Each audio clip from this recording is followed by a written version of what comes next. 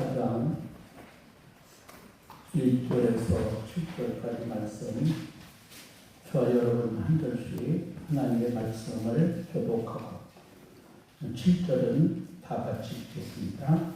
열왕기하 4장 1절에서 7절입니다.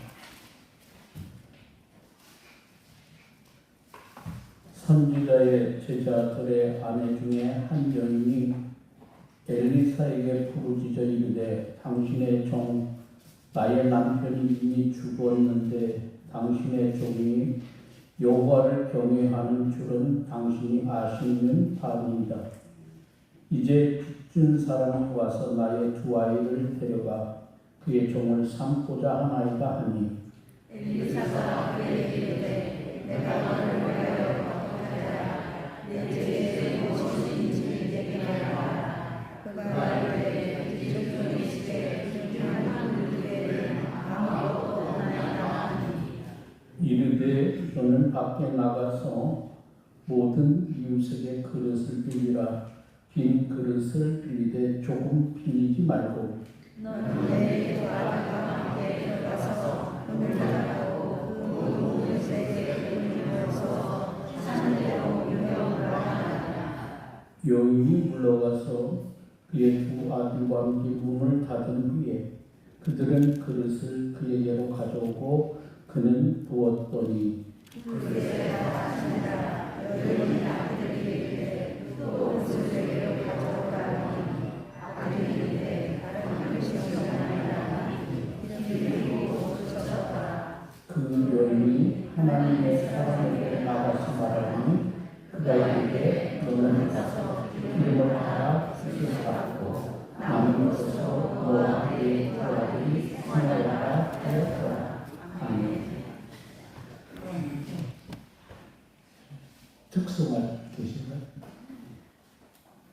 다음 주에는 어제 그제 능티을 합창단 했다며요. 제가 이제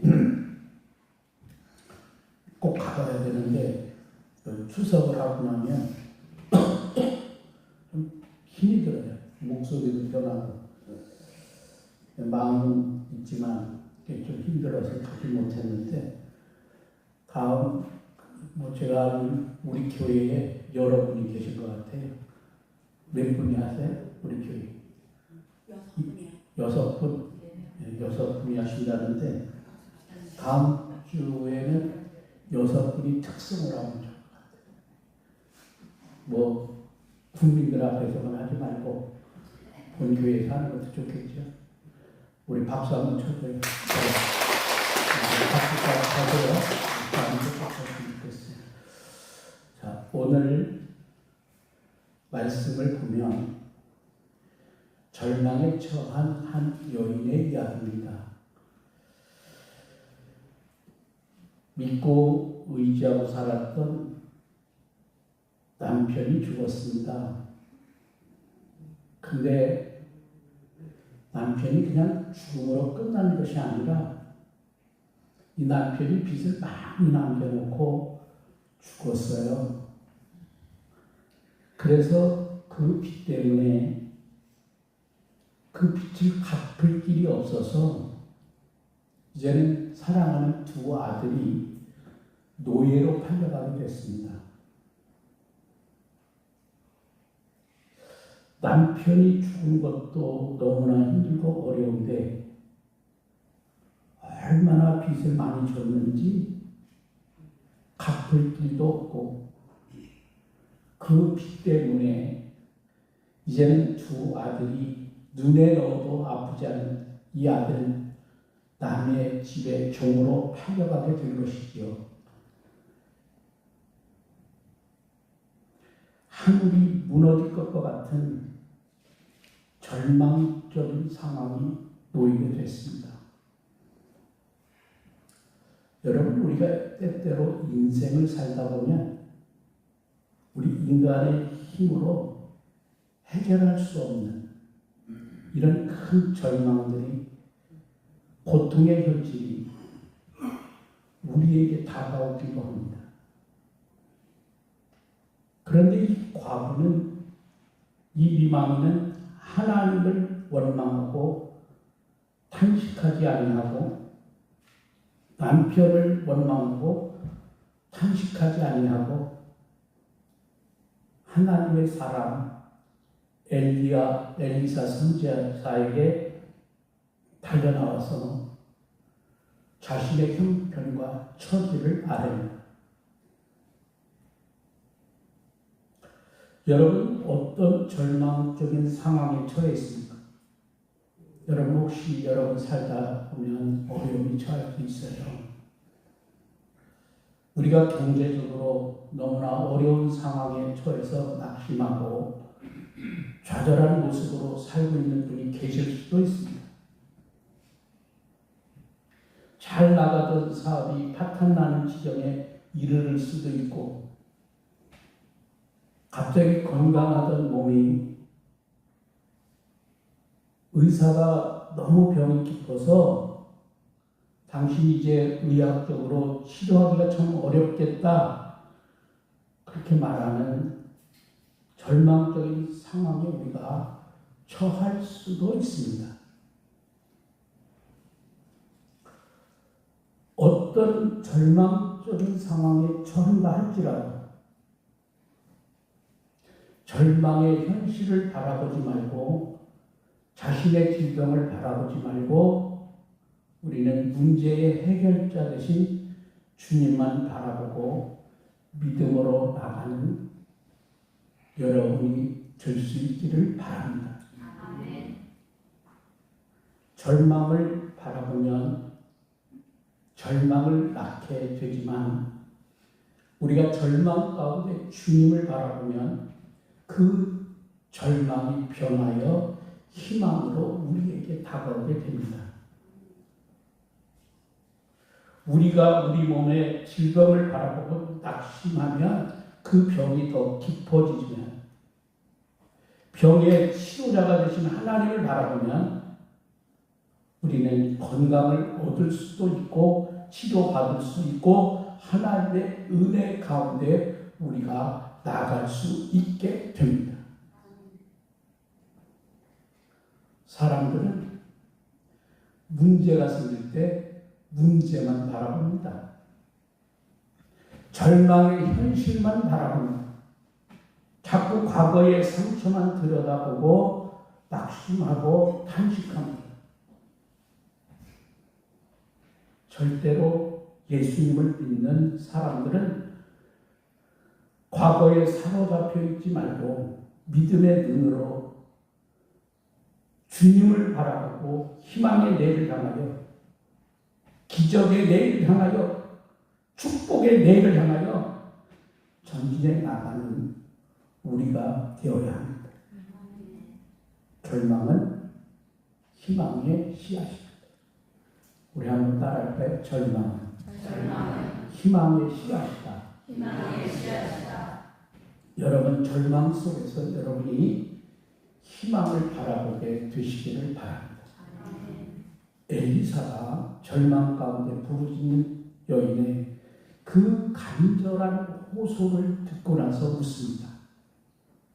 내가 가지고 있는 것이 무엇이냐? 하나님은 엘리사 선지자를 통해서 그가 부족한 것이 무엇이냐고 물은 것이 아니라 지금 가지고 있는 것이 무엇이냐고 물으셨습니다.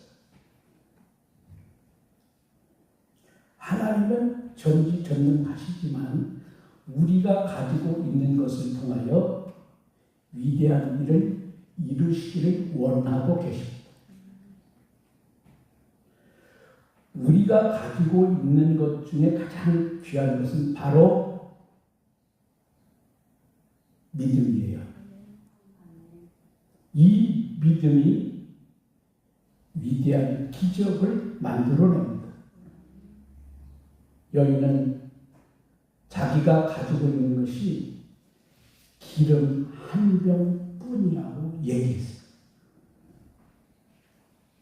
여러분 요즘 말로 말하면 우리 집에 아무것도 없습니다. 쌀떡도 비었고 그 흔하게 먹는 라면 한 봉지 없고 냉장고는 텅텅 비어서 먹을 것이 아무것도 없어요. 그저 우리 집에는 쓰다 남은 기름 한 병밖에 없습니다. 그것이 우리 가정의 참 재산입니다. 그런데 하나님께서는 그 기름 한 병을 통해서 위대한 역사를 이루시는 거예요. 내가 가지고 있는 가장 작은 것이라 할지라도 여러분이 믿음으로 주님께 내놓을 때 거기에서 기적이 일어납니다. 하나님의 은혜가 임하게 되는 거예요. 주님은 우리의 믿음을 보기 원하시는 것이지 우리가 우리 힘으로 무엇을 해결하겠다 하는 우리의 인간적인 자랑을 원하고 계신 것이 아니에요. 이 가난한 여인이 남편을 잃고 과부가 되어서 내가 가진 것이 이제는 전 재산이 기름 한 병뿐입니다. 내놓을 때 하나님께서 그 믿음을 보시고 그것을 붙드셔서 위대한 기적을 베풀어 주셨어요. 하나님의 손은 기적의 손입니다. 옆 사람에게 다시 한번 고백하겠습니다. 하나님의 손은 기적의 손입니다. 치료의 손입니다. 능력의 손입니다. 우리에게 좋은 것을 주시는 축복의 손입니다. 여러분 그 주님의 손에 우리의 가진 것을 맡기게 되시기를 바랍니다. 우리가 가지고 있는 것이 비록 작은 것이라 할지라도 우리가 주님의 손에 맡길 때 위대한 기적을 나타나게 되는 거죠. 모세가 살인자로 쫓겨가서 광야에서 40년 동안 사는 동안에 이제는 80세가 되어서 나이가 늙었을 때 하나님이 모세를 부르십니다. 이 백발의 모세를 부르면서 내가 가진 것이 무엇이냐 모세에게 물었어요. 그가 지금 가지고 있는 것은 40년 동안 양떼를 치느라고 때가 찌든 지팡이, 그 마른 지팡이 하나밖에 없었습니다. 그런데 그 지팡이 하나를 주님께서 위대한 역사를 이루는 데 사용하셨습니다. 그 지팡이를 내밀어 홍해를 가리키네 그 엄청난 바다가 갈라졌습니다. 그 지팡이로 바위를 칠 때 물이 터져 나왔습니다. 내가 가지고 있는 것이 무엇이냐? 주님은 지금 우리에게 물으십니다. 여러분, 지금 가지고 있는 것이 무엇입니까? 여러분이 그것을 주님 앞에 내놓으시길 바랍니다. 여러분이 가지고 있는 믿음을 보이시기를 바랍니다.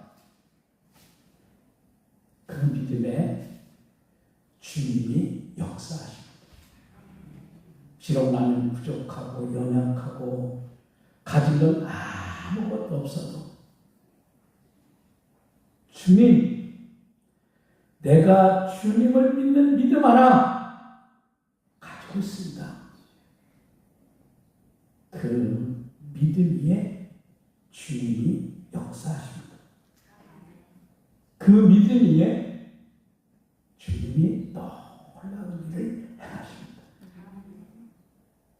절대로 여러분 자신의 연약함을 보지 말고 여러분 병든 몸을 보지 말고, 여러분 안 되는 문제들을 보지 말고, 여러분은 주님을 바라보시기를 바랍니다.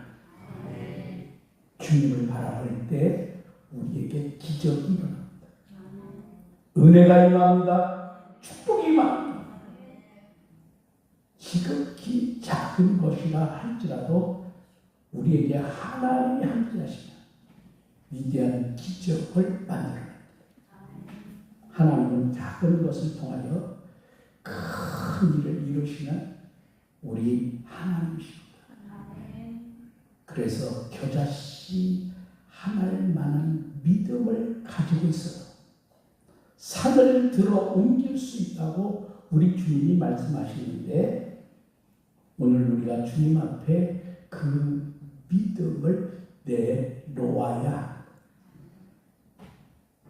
절대로 여러분 문제를 바라보지 마십시오. 우리가 문제를 바라보면 절망만 깊어집니다. 문제를 바라보지 말고 문제의 해결자 되시는 주님을 여러분은 바라보시기를 바랍니다. 주님을 바라볼 때 그 믿음을 통하여 기적이 일어납니다. 절대 긍정, 절대 감사의 믿음을 가지고 주님을 바라보고 나갈 때 하나님의 놀라운 역사가 우리 앞에 펼쳐지게 됩니다. 오늘 기적을 창조하는 믿음에 대해서 열왕기하 4장 3절 4절, 여러분 다시 한번 3절 4절 하나님의 창조의 기적의 이야기를 같이 읽어보겠습니다. 이르되 너는 밖에 나가서 모든 이웃에게 그릇을 빌리라. 빈 그릇을 빌리에 조금 빌리지 말고 너는 내 두 아들과 함께 들어가서 문을 닫고 그 모든 그릇에 기름을 부어서 차린 대로 옮겨오라 합니다. 자, 여러분 지금 기름 한 병밖에 없는데 나가서 온 동네에 사람들의 그 빈들을 다 빌려다 갖다 놓고 그 다음 어떻게 문을 닫고 그 기름을 채우라는 거죠. 아니, 지금 이 여인이 가지고 있는 그 기름 가지고는 작은 그릇 하나도 채울 수 없는 아주 작은 그런 양인데 온 동네 사람들의 빈 그릇을 다 빌려오라고 하니, 여러분 참 이상한 신고를 시킨다, 그렇게 생각할 수 있습니다. 그러나 그 여인은 믿음의 여인이었습니다. 믿음의 여인은 다 무조건 순종했습니다. 순종이 기적을 만들어 합니다. 믿음의 순종은 기적으로 나아가는 길입니다.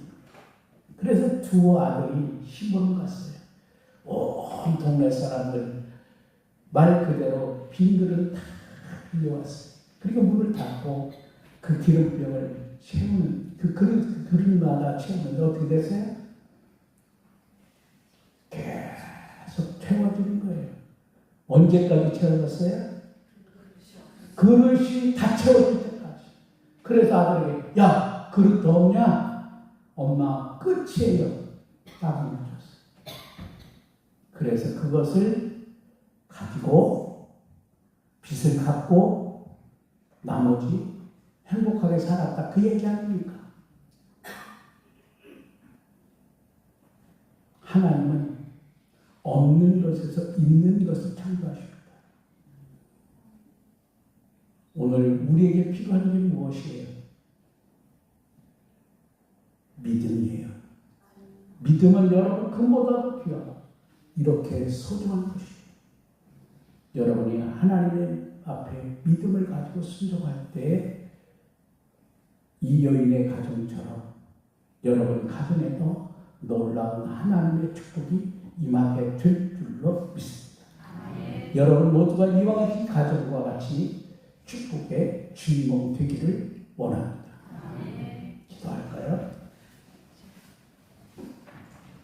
하나님 아버지, 하나님은 우리에게 많은 것을 원하는 것이 아니라 내가 가지고 있는 것이 무엇이냐, 내 손에 지금 있는 것이 무엇이냐, 작은 것 하나, 기름병 하나를 통해서도 주님은 놀라운 역사를 이루어가시고 때 묻은 지팡이를 통해서도 하나님의 손에 붙들려질 때 홍해가 갈라지고 반석을 칠 때 물이 솟아납니다.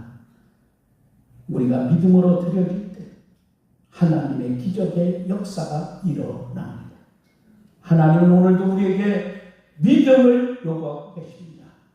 그 믿음을 가지고 하나님의 기적의 역사를 맛보아 승리하는 우리 사랑하는 믿음의 사람들, 하나님의 축복의 사람들 되게 하옵소서.